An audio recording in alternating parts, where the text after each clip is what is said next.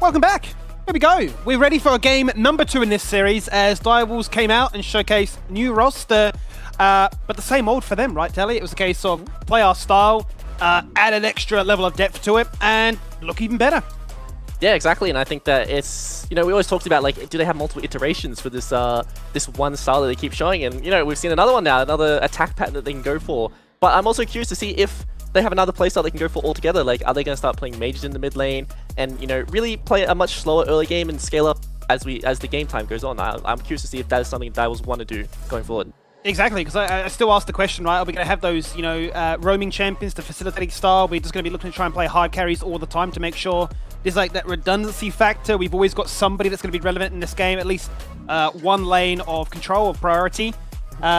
I suppose I guess it's always dating back to the idea that you had, right? When you're on Legacy and you're like, well, why would I need to try and play these hard carries when I've got like all these insanely good players? I can just pocket for them, I can protect them, and we can get the job done. So, maybe we find ourselves in a similar boat here with the likes of Mayfan just going absolutely crazy with it.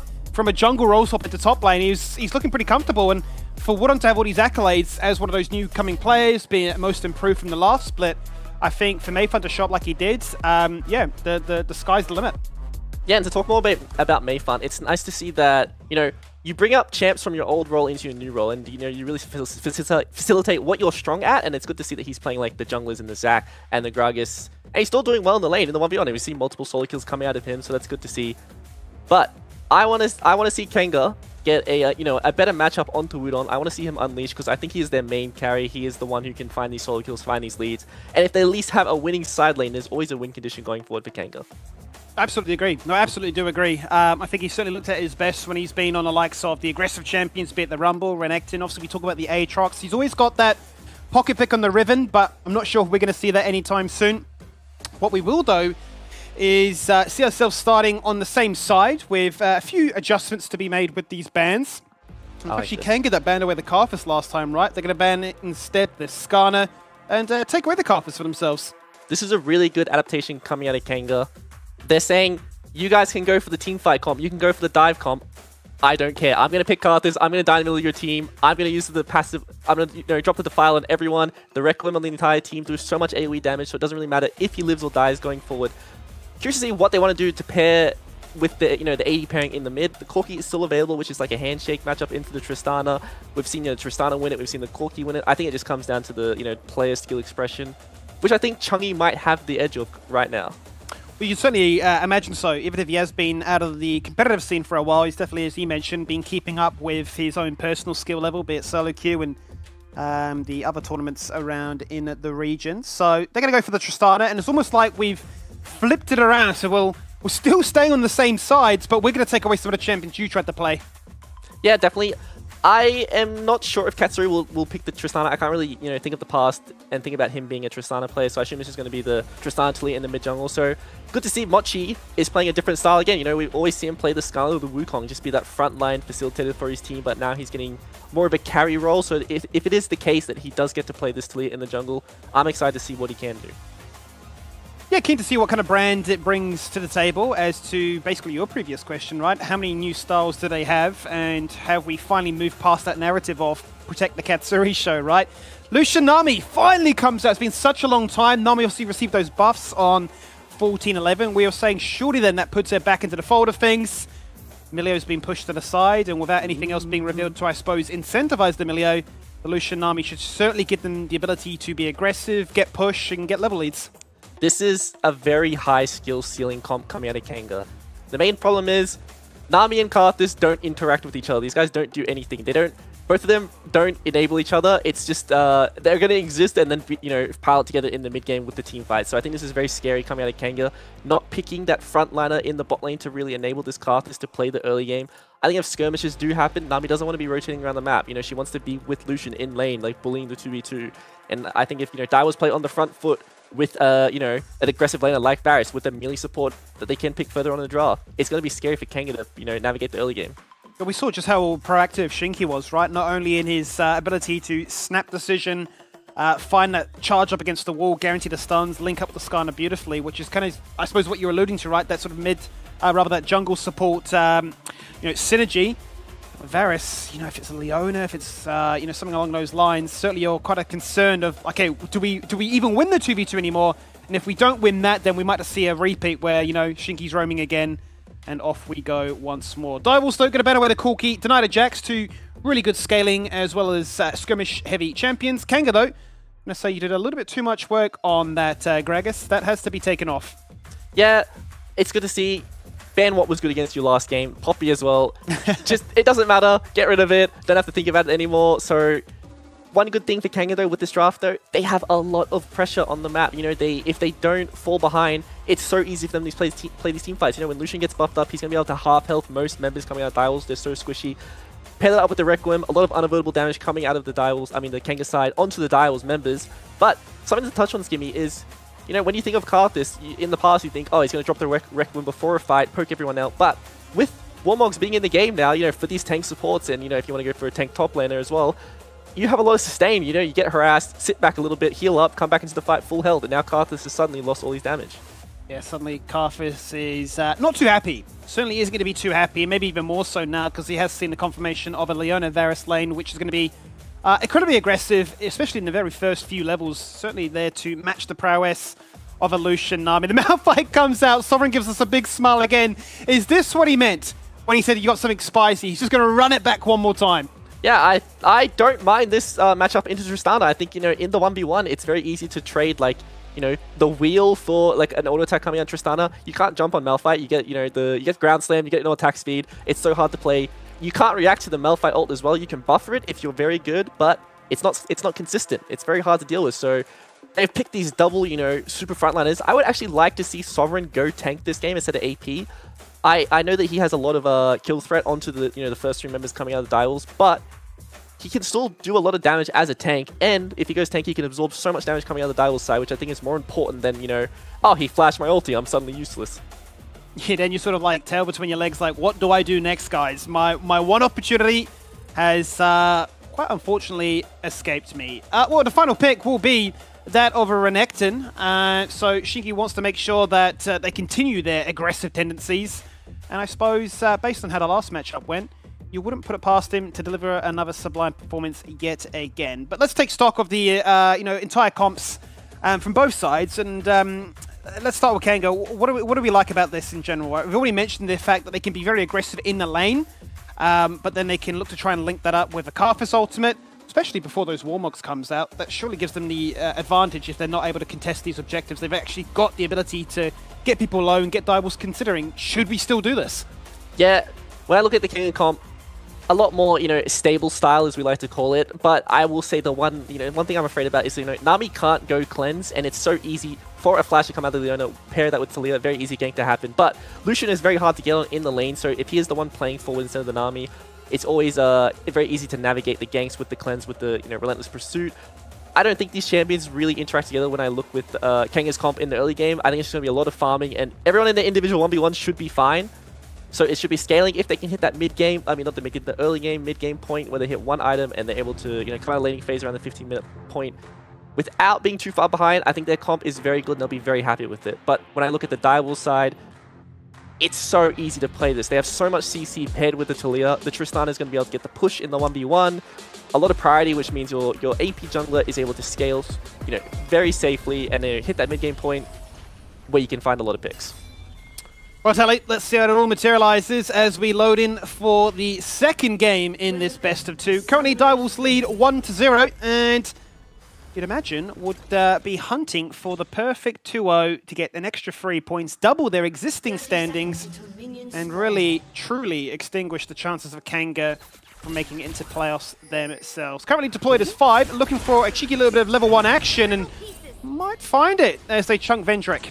Yeah, Vendrick was quite happy to walk back into that bush. I think that should be pretty scary when you get the Varus E coming out from the Fog of War, but we get to see Deep Vision coming out of the Kanga side. So this might be a map trade, you know, side for side, but based on being an AP jungler, you don't really want to invade, because what happens is when you invade early on, you need to re-invade later on for your camp timing, and it, you know, kind of messes up your path. So if you want to be efficient, you don't really want to invade on these, you know, AP versus AP matchups. You just want to really focus on, like, clearing your camps as much as possible. We see Nidalee do it, though, because she is someone who can, you know, re-invade later on, as she is mobile, can go over the walls, can do it solo. Talia, not really someone who wants to walk into the jungle by herself and be put in a susceptible position. We'll have to see how much he does then play it. As you mentioned already, a different style coming out from him today.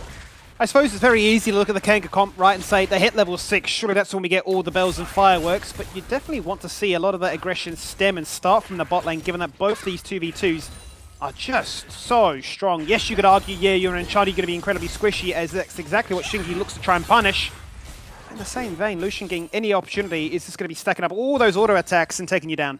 Yeah, I'd always give the edge in lane to the Direwolf side. I think that Varus is just a much stronger laner early on. Like, Lucian really needs items. He needs to be able to do a lot of damage in this lane. He needs the culling. But then when he gets access to the culling, we're going to talk about how Leona and Varus are so strong in the 2v2. You know, throw out the Varus ult, either lead with the Leona ult if you want. Very easy to blow a cleanse or find a kill straight up with the amount of damage that you can do. Going for the first strike as well. Seems to be the go-to these days with the lethality variation. You're just going to be doing so much damage when you can sit from a million miles away, just out of the range for Lucian to try and interact with you. You already mentioned about how this mid lane matchup should look to try and play with the Tristana getting all that push, but the Malphite able to trade back with the wheel, as you saw right there. I'm curious to see if he'll go for the full tank build, if he goes, you know what, I'm just going to be that one-shot burst mage. I'll be incredibly squishy, but that's what our comp needs. Yeah, I can see, you know, facets for both builds. On one hand, like, you go full AP, you drop the ult onto the Talia, onto either of the squishy carries coming out of Direwolves, and you can follow that up with the Karthus ult, and there'll be enough damage to get the kill. But the only problem is, later on to the game, when magic resist starts coming out of, you know, we get a more on the Tristana, we get a more on the Varus, we get a Zhonya's on the Talia, all your damage is avoidable, and you're also countered by Flash. So I think that's one of the main problems with going full AP on Malphite. Whereas, if you're a tank, you know, you ult in, they flash it, you still hit them with the ground slam, and all of a sudden, they can't do any damage in these team fights, and you're zoning and creating a lot of space for your Lucian to take over these fights.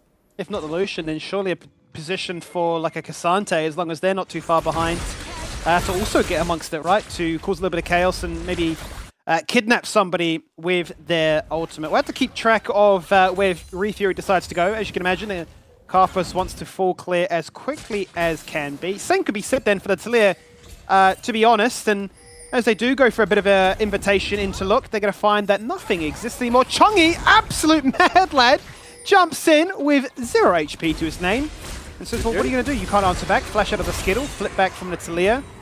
And look, it's a whole bunch of action. Surely nobody dies the Itali. Yes, Sovereign didn't have access to any cooldowns there. Like, we saw him winning the trade earlier, so Chungy tries to set up the gank as much as possible, but, you know, we see Refury come forward. So he's landing a lot of Skittles here. Still, once he has access to Flash, but this might be hard for them. This is getting a little bit dicey. Sovereign low on mana. Refury now becomes and what was meant to be a reset for Chungy, he says, you know what? With my jungler here, everything is okay. To flip, agonizingly close. But first blood is yet to be found. Yeah, and I want to see if Refury notices that Mochi did start chicken, so the respawn will be there. He's gonna walk in, find the camp, so he does get a little bit of a lead in his 1v1. Mochi did pick up a lot of CS from the, you know, helping push in the wave. If he does go for the golems as well, though, he is in a very happy place because Mochi's only going to take away his Raptor respawn, but not his golems. For trade, but as you say, one that gives just a little bit more of an edge to Kanga. Despite that, though, 5 minutes in, it is still a Direwolves lead. They're up by 600 gold at this stage, which is definitely the place for them to find themselves. You'd imagine a lot of that would be stemming from the aggression found in this bot lane, but across the board, you are starting to see some pretty healthy CS leads. Yeah, but a much better early game from Kanga. I think at this point last game, we were looking at a 2,000 gold lead, if not more than that. So it's good to see that Kanga, much more stable game state. They're going to be able to find level 6s soon. We see Karthus got level 5 on his first clear instead of level 4, which is, you know, huge for him. So he's going to clear one more time. I think with the next respawn of his camps, he'll be able to get to level 6 very early on. And finding that Requiem so early on in the game could have a large impact for Kanga.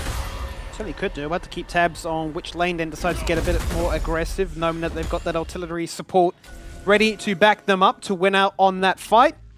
As Mochi runs on back, is close to hitting level 5 and is going to say, you know what, I'm just going to look to try and take these grubs on spool, put a nice little control wall down to prevent getting surprised by anybody walking into the river. And with mids held in suspension and with top lane pushing, you should feel pretty comfortable knowing that you can take this.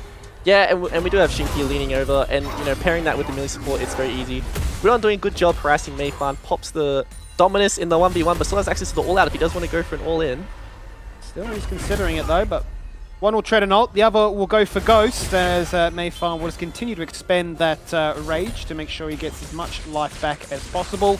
After taking all 3 grubs, then Mochi pops his head into lane, make sure that wave can finally crash, so Mayfarm can take a much needed break and go back to base to spend up some gold to equal out what Woodon has so far. Back to the mid lane we go again.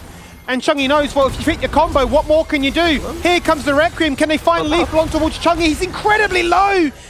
The Dark Harvest is there, but it's not enough as the Shinky link-up, once again, is sublime.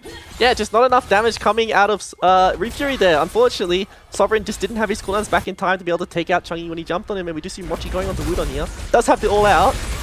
Can they find much in this one here? Because he is going to go all out, takes him on the best possible path to cover so much terrain. Can he get a kill onto Mochi? Flashes out of the flip. Flashes out of range, then try and take down Mochi. The Intofu strikes are there. The fruit gets consumed. He tries to eat and weather the storm. But they lose out on 2 separate occasions in 2 different lanes.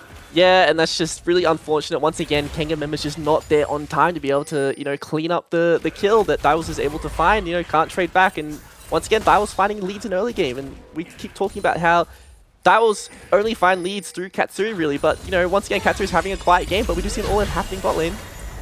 Yeah, Rubble goes out. Acroprison is nice in isolation, but it doesn't allow them to find any more damage than just that. Both AD carries trading their respective utility, be it the heal as well as the cleanse.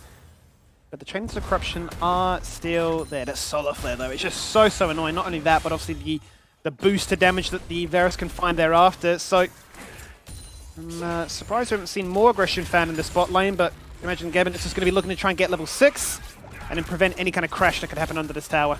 Yeah, but this will also start to change the dynamic of this bot lane skimmy. Vendrick can no longer dash forward. They traded the ult for the cleanse, which means that, you know, if Vendrick ever decides to play aggressive, the Chains of Corruption can come out. Shinky's ult will come off cooldown, so that, you know, we'll find a Solar Flare to get another easy engage onto the Varus. But we do see a gank coming out onto Katsuri. Shinky baiting with the Hex Flash, like, yeah, I'm going in. Wait, no, I'm not. I'm going to flash into the same bush. Katsuri thought he got enough. He thought he flashed away. Don't tell me Agent Shinky behind enemy lines. He can't recall. What is he thinking? He doesn't have the Ignite skimmy. I don't think he has the damage himself. He jumps in. Mochi says, I'm here, bro. I'll back you up. As soon as he arrives, he dies. And then Refury takes him down for a 2nd kill. Not too bad to make sure that the Carfist is online. But this is the aggression we kind of expected from the bot lane. I wonder what you think, Skimmy, as a player when you get a kill and then all of a sudden you see a Taliyot coming in 1v3.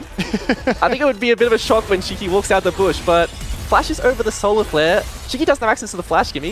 Yeah, Shinky's just dead. He's done too much to try and hold what is an incredibly stacked wave. Cops a culling to the face, and the Solar Flare just simply gets sidestepped with a really nice flash. And now, what will you even up again?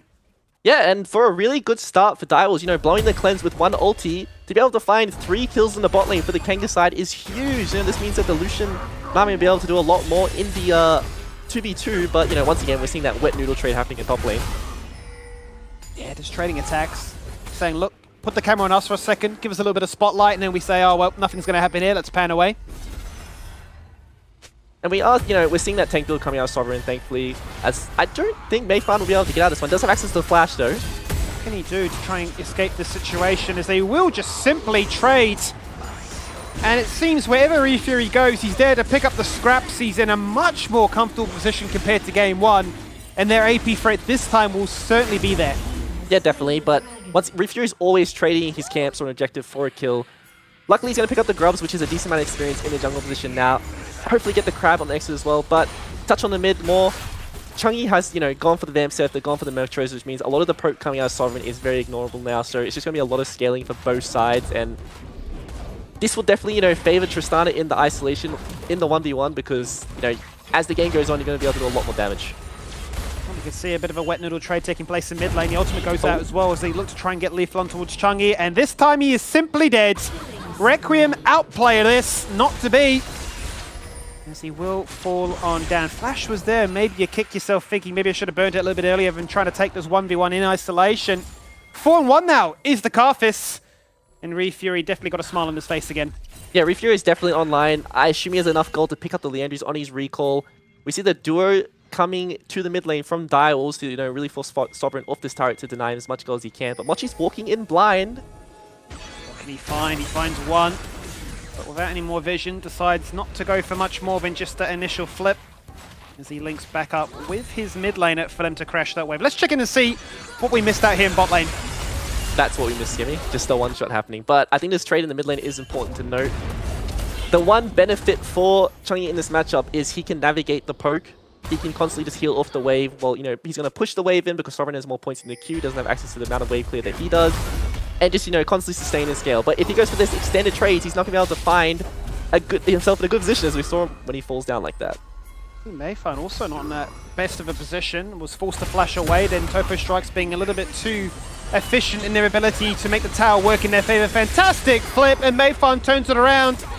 But you can't help but feel for Wood on his 0-3. He's being left on an island here in top lane to fend for himself. They're really all in on shutting down the Direwolves 2v2.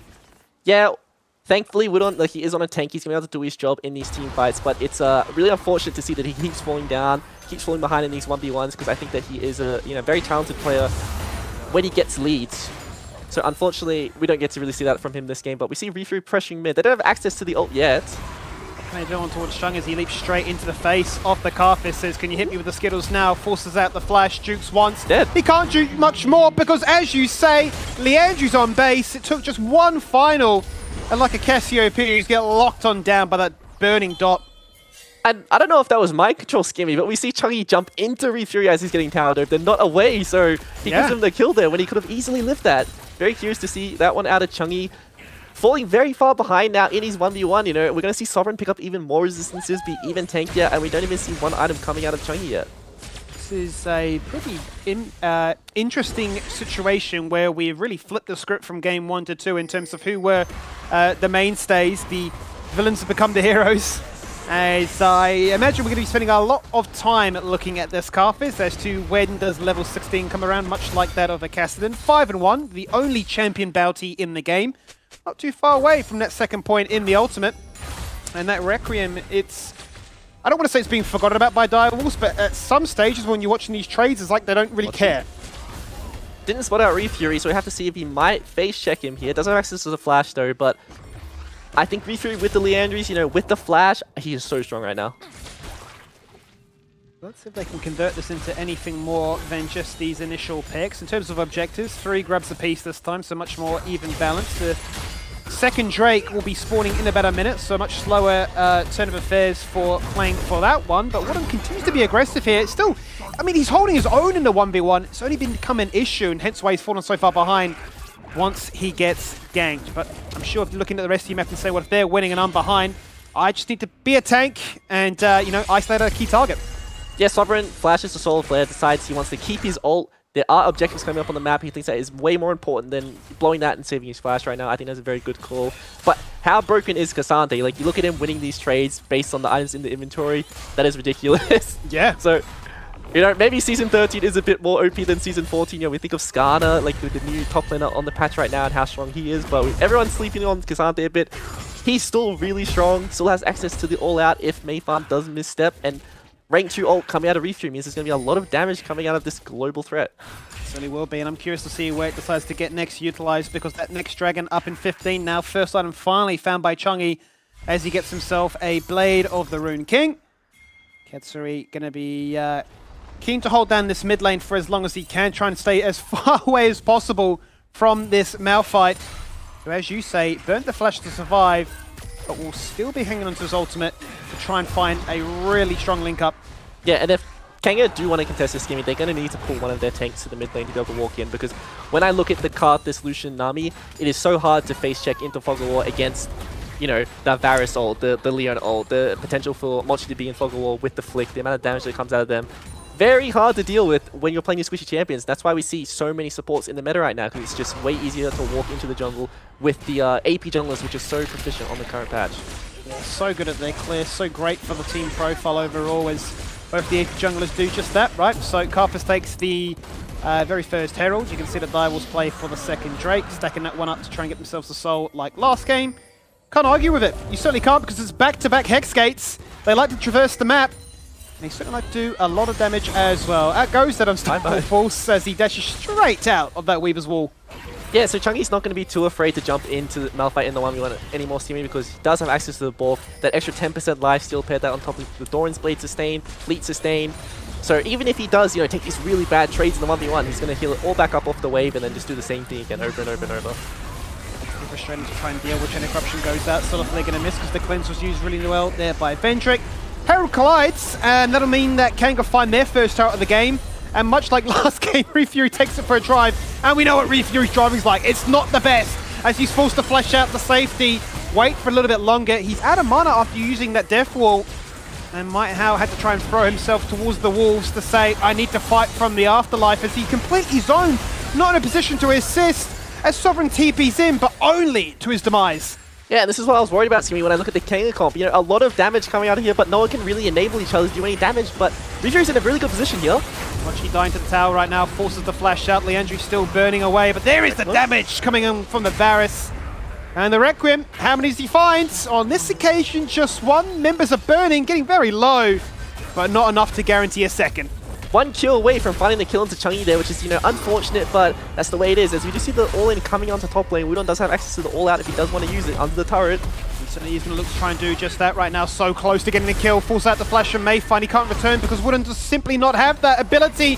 Explosive shot right underneath the tower. Rocket jump in, jump away out. Life is easy as they'll get another turret to really seal the deal. It's just not fair, Skimmy. We've seen this so many times. We see Wudon really winning these 1v1s, and then there's just a member from Dials who shows up and just cleans it up so easily. But as we go into the replay, we get to see how easy it is for Direwolves to play these fights with his Shinky Flash into 3 members by himself, but he's able to walk it out because he's so tanky. Vendrick has access to the culling in, but there's no one he can really hit. He can't go forward, he can't do damage because no one's there to enable him. And Sovereign just doesn't have access to all the flash, he's just a sitting duck at this point. And how sad is it really to watch a tank goes in and Vendrick's like, well, I'm stuck in no man's land here in the mid, got an explosive shot, and I can't really calculate just how much damage it's going to do to me. I have to run away. And Rasta is a bit of a long replay. In the end, it's just Direwolves saying, well, you're a little bit mismanaged, so we can just really look to try and prey upon that. Yeah, it's just unfortunate if one extra Q landed for Refury there, he would have found the double kill. Does have 2 items, does have access to the double burn here. I think that we've seen a bit of different builds when it comes to Karthus. We've seen the Malignant second, we've seen, the Blackfire Torch. I think both are fine. Doesn't really matter when you're as fed as he is right now. But, when we look at Mochi's inventory, does have access to the same items, so will he be able to have the same impact that Refury will in these fights? Let's see the full combo then landing onto Mayfind from the Nami, and in the end it will be lights out. Vendrick finding his second kill of the game, very, very much needed, as he's sitting just merely on that Essence Reaver. And if you take stock of really where Katsura is at right now, double lethality items, Hubris is going to be finding insane value at this point if their team continues to steamroll these fights.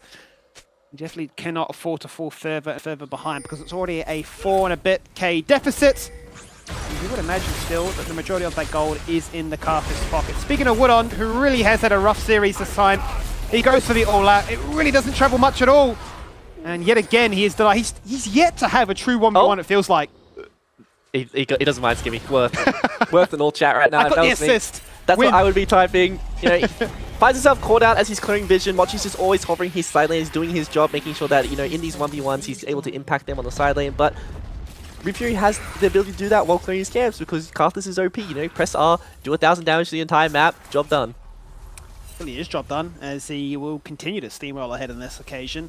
I get a little bit scared for Direwolves in terms of if they do play for an early Baron like they did last game. Surely not as easy when Kanga can just go full Hail Mary with a Malphite, with a Karthus. You kill him, he's still going to be inside that Baron pit. So I think there's still a lot more left in the tank despite the unflattering KDA or scoreline. As the Solar Flare doesn't really connect. Vendrick going to dash out of that one. Force himself into a bit of a safer position, but the cleanse has to be used as Mayfind looks to lock him down with a stun. Dies for that attempt as Vendrick takes him down for the second time in a row as Refury eventually falls on down. Out comes the Malphite, knocking up one single target. And Wudon finally has the kill on the board, but we're all grouped up in mid. The Chain of Corruption is isolated. Shinky wants to layer that CC, but it's only met by an Aqua Prison. And Wudon says, I'll hold these boys. My KD is already in ruin. Don't you worry about me. You protect yourself, which is exactly what the fleeting members of Kanga are doing.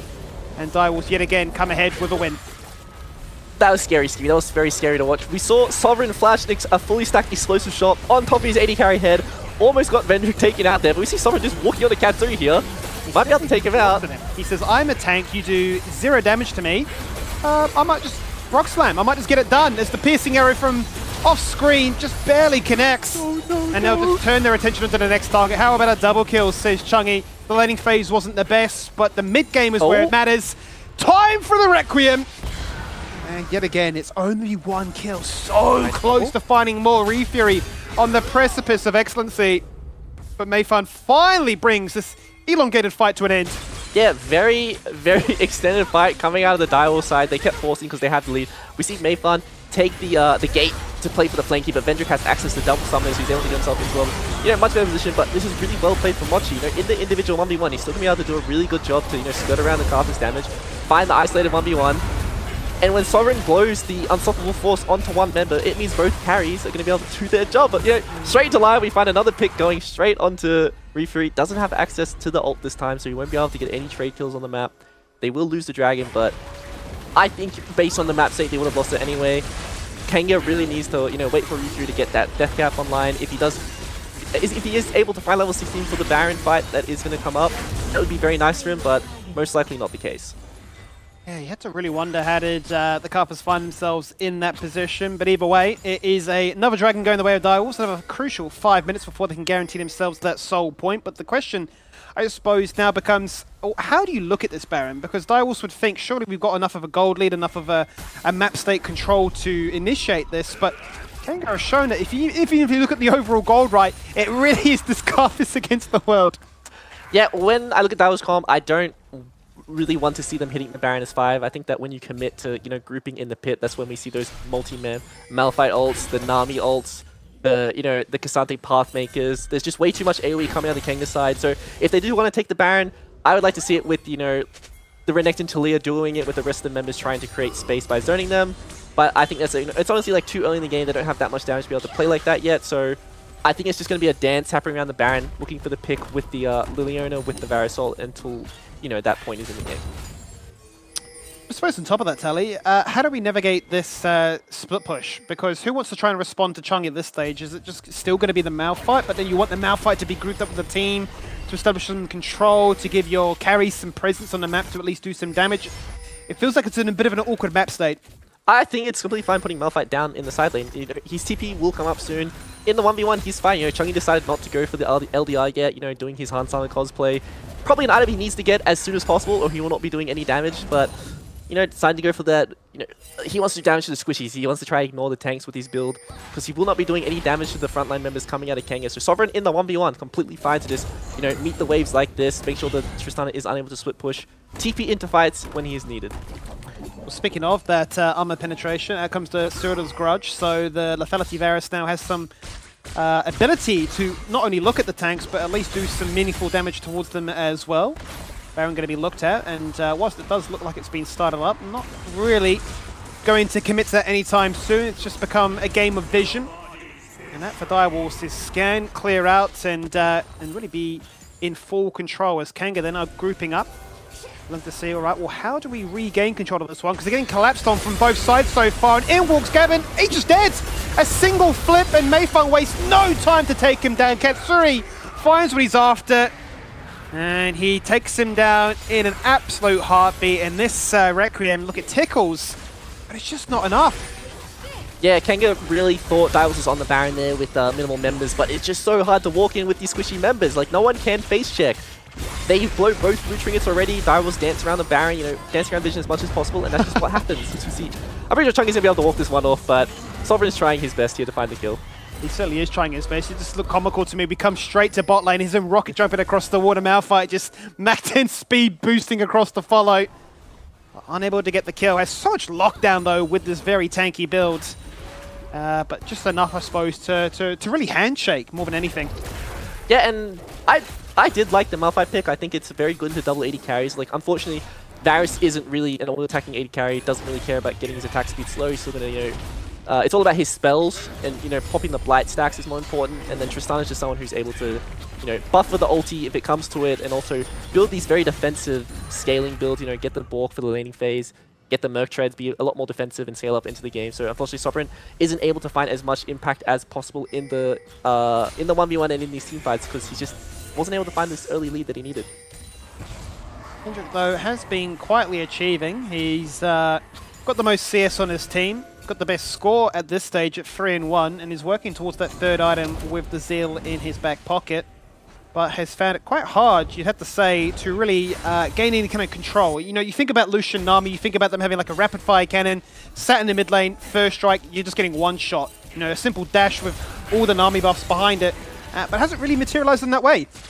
Yeah, definitely, and we just saw it happen, Skimmy. Level 16 ding for Refury, Death Cap in his pocket. So when I look at Daiwo's inventory, I don't think there's enough defensive items coming out of them yet to be able to, you know, disregard how much damage Refury is going to be able to do in this team fight. Like, I see a Locket, I see a Banshees, and I see one MR item on Mayfarm, but I think these carries from Daiwo's might blow up if, you know, a little bit of extra damage is landed onto them in these team fights. If there was ever a time to try and be the 1v9 hero, I think it certainly would be now. 517 AP.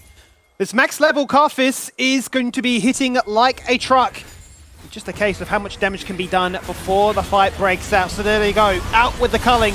Hit a one-man tidal wave. A Solitaire to lock down the Karthus for the meantime is Woodon. And the rest of the team is simply getting eviscerated by the Pebbles. The Talia utility just a little bit too annoying to deal with, and that's enough to bully them back out of the mid lane. And actually straight back to base because they look and go, hang on a minute, top and bot, we're just losing. Yeah, and this is really well played from Daiwo's. They don't want to 5v5 this comp if they can. They want to sit in the side lanes and make them play the split map because we saw how hard it is for the 3 to function. Mayfarm is finding himself in a 1v5 here though. Here he goes for the 1v5 Titan situation. He pops the Dominus, swings around the axe and says, well, if I'm drawing your attention here as a 5-man squad, what is the rest of my team able to get done? And as we can see in the map, it's just 3 lanes completely pushed, and the ability to do anything they like with knowing nobody's here to stop me. Well, Skimmy, the one saving grace of losing double inhibitors here is there's no objectives on the map for a very long time. You know, we see the Baron buff dropping off of Daiwo's right now. They don't have to care about the Baron or the Elder for quite a while, so they're going to be able to farm up these side lanes, get as much gold, get as many items as possible, and rock up to this next team fight. Daiwo's, once again, want to do the same thing. They want to, you know, send Tristana or, you know, the Renekton down to the side lane, make sure that if Kanga want to group up as 5, they're going to have a hard time engaging, and they will be losing their base.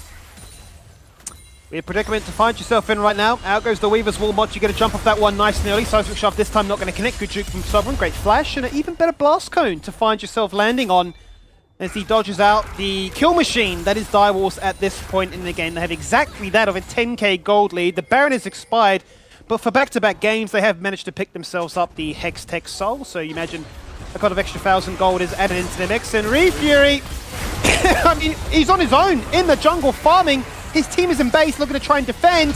And the Requiem comes out, and that's so close, Mochi. They can't find him.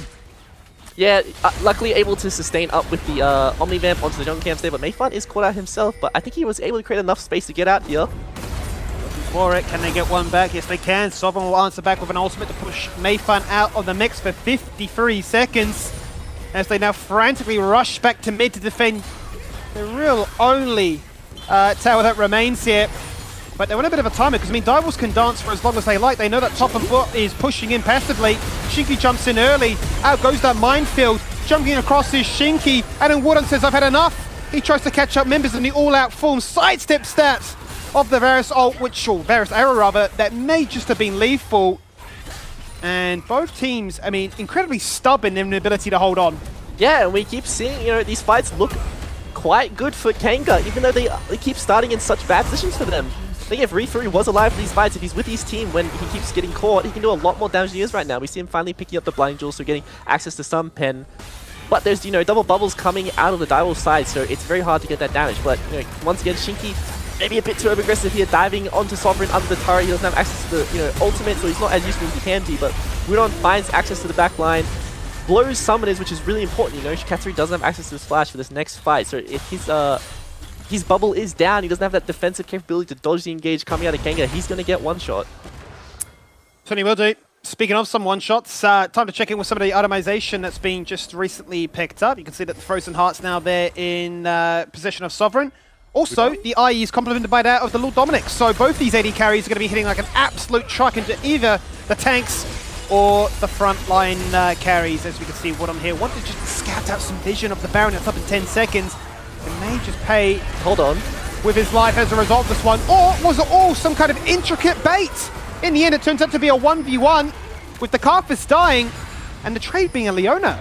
Yeah, and once again we see this is the story of Kanga so far this game. It's just someone getting caught. You know, we don't even say someone is inconsistently stimmy. And it's just so easy for Direwolves to constantly play the map, find these picks, but we do see the Kanga bot lane walking up. Vendrick uses the cleanse, dodges out on the Chains of Corruption, but will they still look in to contest this Baron? You can just see how difficult it is though, right? You can see that Sovereign's desperately looking to try and clear the bot lane, is forced to run all the way up. Weaver's Wall zones the way, the TP finds little to no value there by Woodon.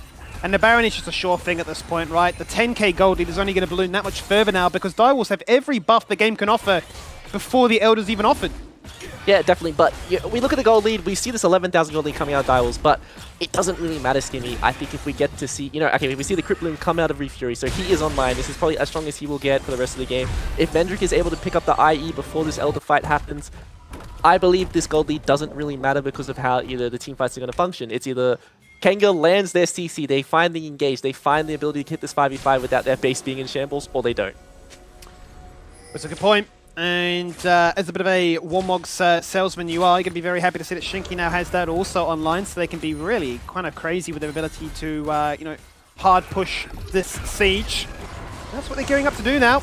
Waiting for those inhibs to respawn, which will be syncing up in about 5 seconds. They've got their sights set on the mid lane, and it's just about poking, just about harassing, about zoning members' way with that Unraveled Earth, or just hitting them off screen with those piercing arrows. Sovereign looking for the moment to try and strike, hunting for the target that might have a flash down. And Katsuri's is down at this stage, but Chungi wants to try and keep this match split.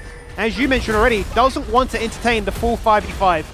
Yeah, and Kanga the clock is ticking based on this map state. They can't allow Direwolves to split the map up on them and keep chipping away at these inhibitors as they are. They need to find the engage onto one of these lanes. They're playing all 3 lanes at this stage here, Tally. It's a little bit of indecision from Kanga. They just need to go on something, or they will just slowly bleed out here, we've seen. One inhibitor taken back in the bot lane, second to fall, freshly claimed in the mid lane, and if they go for the trifecta, Kanga will never be able to leave their base again. Yeah, and I think that picking up these doubles, inhibitors, allowing the super creeps in the mid and the bot wave might just secure them this Elder. It's going to be so hard for Kanga to, ignore these creeps when they walk in to contest this Elder in 10 seconds. I think they might even be too late based on the map state. They're going to be walking over vision. Woodon is split himself, which could be a mistake because it's so easy to find picks for all these members. Not often we have a game that goes all the way towards Elder, but you can see just how much damage we found at the 34-minute mark. 1 arrow, and Vendrick's already down to 50%. Chungi split pushing. Chungi completely committed to this play right now as he looks towards Woodon, who says, I want to try and make sure you can't do much. Preemptively hits him with the W, and Chungi says, I guess I'm all in. I've got to go for the fight of my life. He's going to really inside their base, goes for that 1v5. Refury forced to flash away. The rocket jump to guarantee it. The rocket jump to disengage the Requiem, which surely is enough. Yes, it is. Shutdown to be found. Mayfarm backs him up from the top side, but just buying time. They're just being that of a distraction as he forces himself in with that flash swing around. And now 3 members of Direwolves have literally every buff. They've got the Elder now. Can they close it out? Yeah, even though they are down numbers, Skimmy, there is no engage coming out of the Kanga side, and we saw how much poke that Katsuri is able to do. We might just see the engage coming out of Direwolves themselves when they have this numbers disadvantage. I'm looking towards Shinky, seeing when he decides to bite the bullet. He has absolutely everything up and available. What is the target selection? No Carthus for 20 seconds. But they don't want to be too hasty. They don't want to rush anything. They know they're in such a comfortable position now. Triple inhibitors with the Elder too. Really are just preying upon the mistakes of Kanga. Yeah, absolutely. And I think that, based on this map, this state of this, of what their base look like, a huge engage coming out of Kanga. Yeah, they finally find the moment. Enough is enough, they say. Sovereign jumps in with the one-man ultimate. Soliflare goes out, stuns that of the mouth fight. But the culling is there in the tail end to get it done. There is the Elder zap as Katsuri burns double summoners to make sure that he's still a fighting factor in this one. Look at the damage onto the Nami. Lethality just a little bit too strong. Gets it done in the end. Double kill to close it out. Absolutely demolishing the bot lane as Mochi joins the celebrations as well. And as they respawn, they will TP in to make sure it's a full 5-man affair. And whilst this game did go on a little bit longer than I'm sure they would have hoped for, in the end it is Direwolves that claim another 2-0. Yeah, a much slower, you know, more methodical game coming out of Direwolves, and we see the Varus coming out of Katsuri. He had a huge impact, so it's good to see that he's able to play these, you know, different play styles. Direwolves playing the map, not so much playing for that 5v5, playing for that team fight difference. So it's good to see that they can do these different styles, and they're showing the other teams in the rest of the league that, you know, you gotta watch out for us. You know, we're not one-dimensional. We aren't one-dimensional anymore. We've added another layer to our game, and they've still retained their ability to be in 4th. They were tied in 4th with Iron and Mammoth coming into today.